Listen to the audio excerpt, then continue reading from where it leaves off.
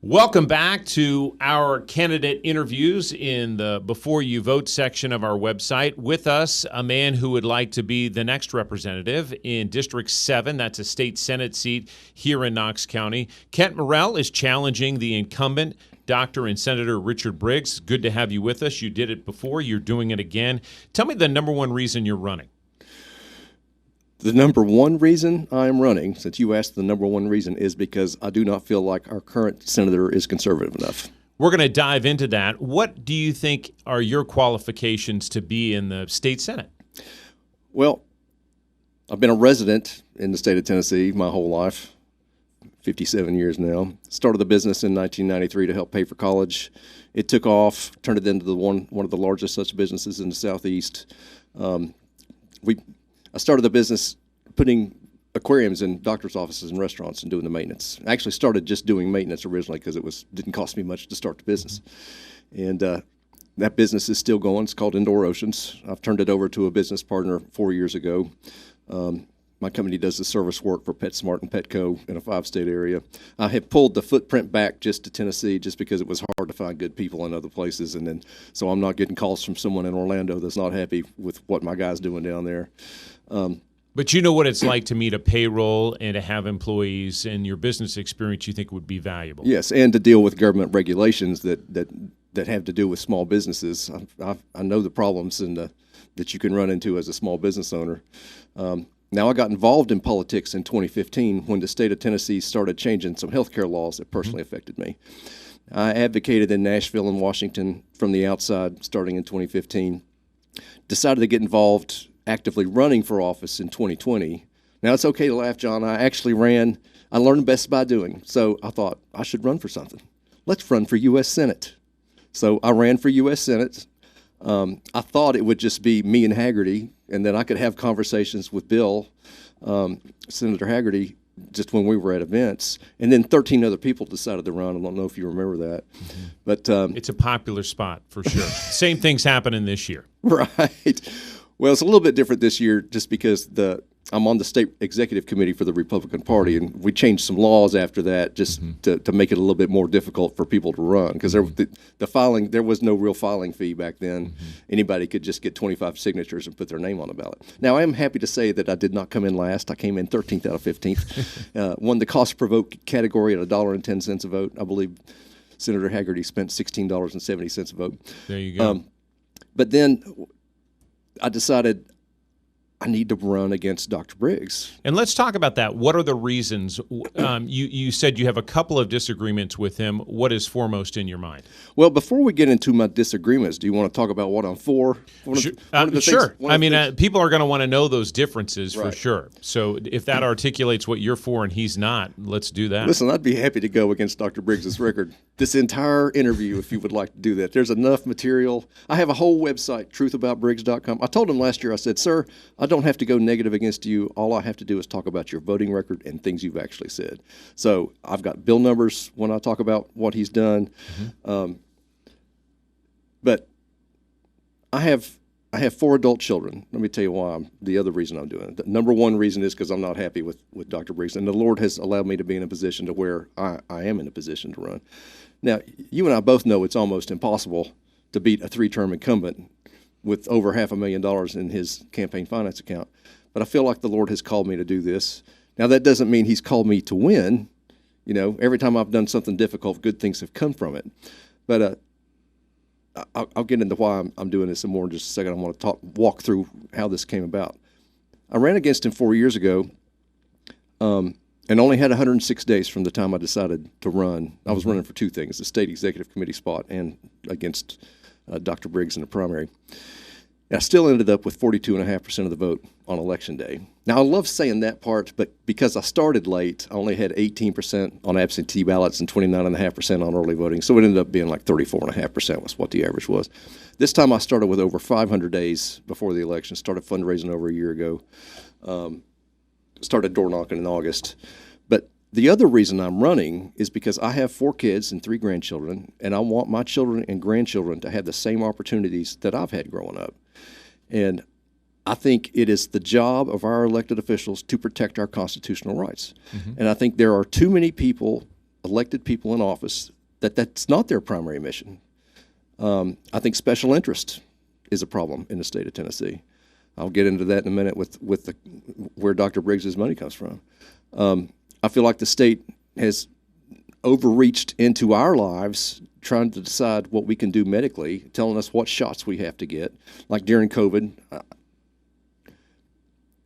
if the federal government tells me to do something, I'm just going to say normally I'm going to give them the middle finger. All right, I'm not trying to be rude, but that's not the federal government's place. I believe in states' rights. But my oldest daughter decided to get married in Hawaii in December of 21, which we really encouraged her not to do. But Hawaii was requiring vaccination to attend outdoor events. Now, I don't want to limit this story, but we're only going to have 5 minutes left. So you're five in. All right. So I just want to get to the issues because this is what's really going to turn people. Well, the state mandating a shot was a problem. All right. You know, Dr. Briggs has supported vaccinations and people losing their jobs. I oppose corporate welfare. I think corporate welfare is a problem in the state of Tennessee. Dr. Briggs voted to give $1 billion to Ford, $500 million to the Titans, and millions of dollars to Randy Boyd to help build his stadium downtown. Those are votes you disagree with? Yes. Okay. I can give you the bill numbers on those, but since we're running out of time, I think billionaires should pay for their own projects. I think if we have extra tax revenue, let's cut the 4% tax on groceries and help all Tennesseans. It sounds like accountability is important to you. I know that vouchers are an issue that have come up consistently in this state. In fact, the expansion of vouchers was a key issue last year, and the governor's pet issue, I think we can say fairly. Right. Expanding vouchers, is that important to you? Yes or no? I think the voucher program was a bad idea. I think that violates Article 11, Section 12 of the Tennessee Constitution. This is one of the few areas that Dr. Briggs and I agree on. So no, I would have to say I think the voucher. I think most people using vouchers right now are already in private school. I think that was a mistake. I'm just going to tell you. And let's move to other issues. Where else do you disagree with him? Well, he voted to give free college tuition to illegal aliens. Like I said, I can give you the bill numbers. Sure, if you want. Give that because people will want to research that and give us some context about that. Well, the context is there was a bill sponsored that would allow illegal aliens to attend community college for free and get in-state tuition at public universities. I don't know why that bill was proposed in the first place, but let's see which bill number that was. Oh, yeah, SB 612 is the free college tuition. And I can't imagine the supermajority passed that in the language that you said. Is that true? You can look at the bill language, but the result is free college tuition for illegal aliens. You know, but it didn't say that. To be fair, in the language of the bill, did it? Well, that was the result of the bill. Okay. I think. Listen, I think elected officials should be judged on the results of their votes. Sure. This is the result of the vote. Dr. Briggs also sponsored Senate Bill 2125, which would have allowed minors to receive examinations, treatments, and vaccines without parental consent. I think parents have an absolute say in what happens with their children and what goes in their children's bodies. I don't know if you remember this, but Dr. Briggs also sponsored SB 1257 in 2019, the Human Life Protection Act. That act said if Roe v. Wade was ever overturned, it would automatically outlaw abortion in the state of Tennessee. So wherever you stand on abortion, this just goes, I'm just going to say this just goes to character. After Roe v. Wade was overturned, Dr. Briggs came out and said he didn't support his own bill that he sponsored. This is Tennessee Right to Life. Dr. Briggs, this is their revocation. They endorsed him. Tennessee Right to Life endorsed him in 2019. Well, they revoked it after this. Roger Kane said, the endorsement process only works if those answering the questions are honest and forthright. Obviously, Senator Briggs was not honest in his answers and can no longer be trusted by the voters. And just to be clear for our viewers who don't know, Tennessee has one of the strictest abortion laws in the state. Is there, and I believe that Dr. Briggs supports, if not that law, then 99% of it. Is that fair? Well, he's the one that sponsored the legislation after that to make exemptions for abortion. And you don't agree that there exemptions for incest or rape or the health of the mother are a good idea? I think there are situations, ectopic pregnancies, in situations where the mother's life is endangered, that's where the exceptions should be. And I think his concerns, and correct me if I'm wrong here, but I think some of his concerns are about holding doctors to a criminal accountability if they make the wrong decision and opt to terminate a pregnancy in which they determine the health of the mother is at risk.